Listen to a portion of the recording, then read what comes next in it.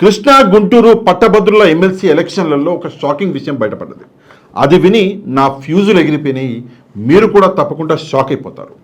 గురజాల ప్రకాష్ రాజు అనే ఒకే వ్యక్తి పేరు మీద 42 ఓట్లు ఉన్నట్టు గుర్తించారు. ఎన్ని 42 ఓట్లు.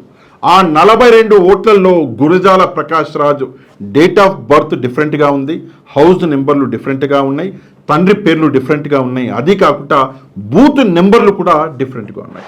అంటే ఎంత పెద్ద లెవెల్లో ఈ స్కామ్ జరుగుతుందో మనం అందరం అర్థం చేసుకోవాలి. ఒక సామాన్యుడి దగ్గర ఉన్నటువంటి అతిపెద్ద ఆయుధం ఏంటి అంటే ఓటు.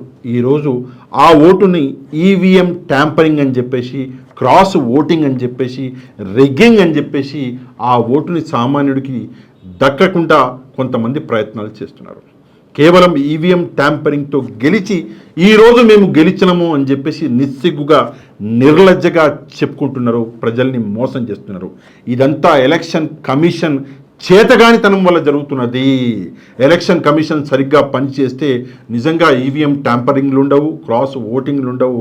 అసలు ఓటు అన్న ఆ హక్కు సామాన్యుడి దగ్గరే ఉంటుంది. ఈ విషయం మీద మీరేమనుకుంటున్నారో తప్పకుండా కమెంట్ చేయండి.